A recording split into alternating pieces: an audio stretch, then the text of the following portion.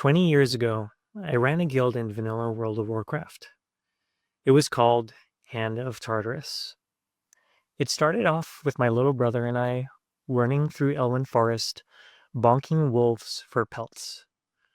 Little did we know that in a couple of years' time, it would grow to be one of the top raiding guilds on the server.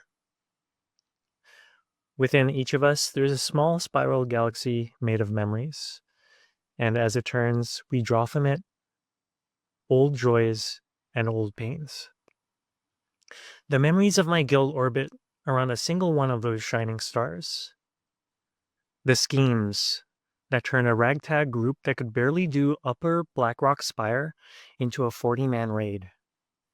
The screams when we finally downed Ragnaros for the very first time.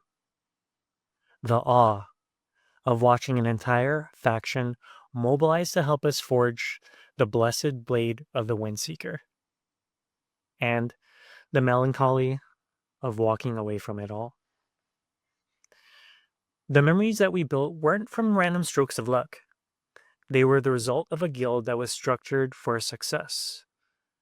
A unified vision, people who showed up, and a culture that made everyone want to do their best.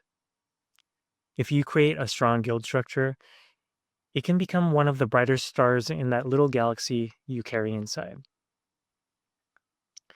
What makes a guild successful? I attribute our success to 4 pillars: respect, progress, learning, and passion. In today's video, we're going to cover that first pillar, respect. Specifically, how do you make your guild feel? How do you treat people? How do you treat their time? And how do you treat their goals? Treat others better than yourself.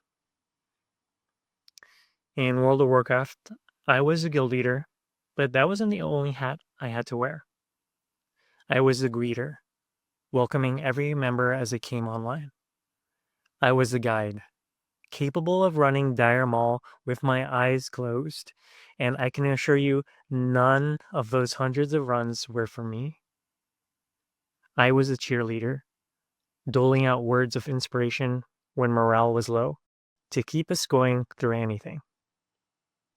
And most important of all, I was a servant, ready to help anyone at a moment's notice.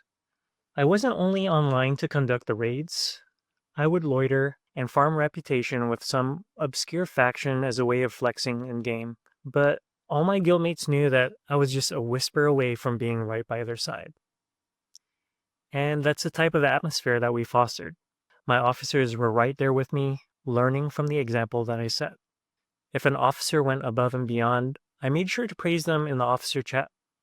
If they made a mistake, I'd whisper them in private and tell them how they could do better.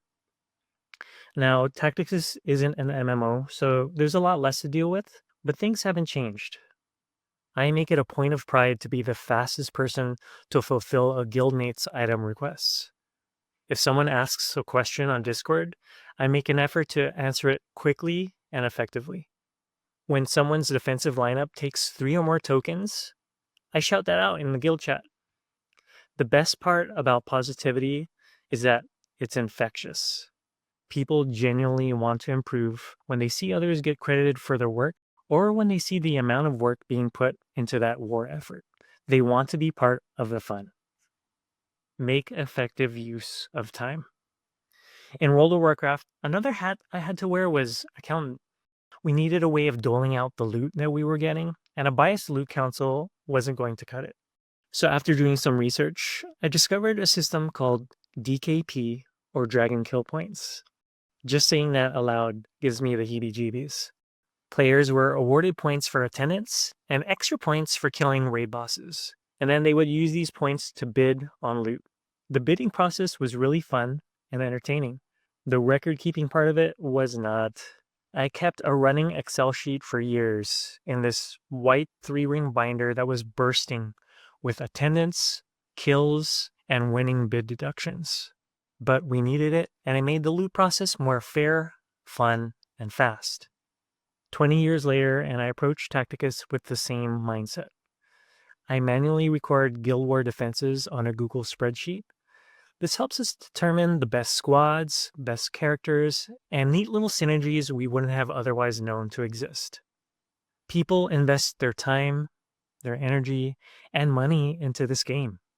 As a leader, I want to make sure that the time that we spend together is spent efficiently.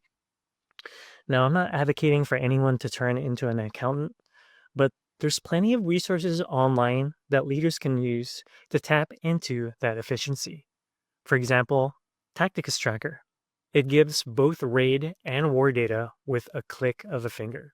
It's definitely a resource I make use of, and it helps me make informed decisions that are impossible to make without it. For the record, I'm not sponsored by Tacticus Tracker. That website is just so useful, and I refer back to it on a daily basis. When war rolls around, I do my best to turn it into a guild spectacle. A week before it launches, I start off with some select preparatory graphics in our Discord. During the rounds, I am shouting out exceptional defenses, as well as streaks of perfect takedowns.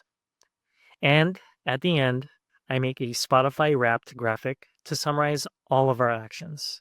And that's one of my favorite things to do, marrying boring stats to something that can be more entertaining graphically. When off season hits, I go back into slumber like a dormant volcano. For the good of the guild. I've had to deal with my fair share of toxic personalities. Most times you can tell right away when someone doesn't fit into the fold. Other times you need tools like Tacticus Tracker, otherwise it could take a little longer to see what they aren't doing. Leeches, assholes, and shitsters have no place in your guild. They don't have respect for your time, your effort, or you as a person.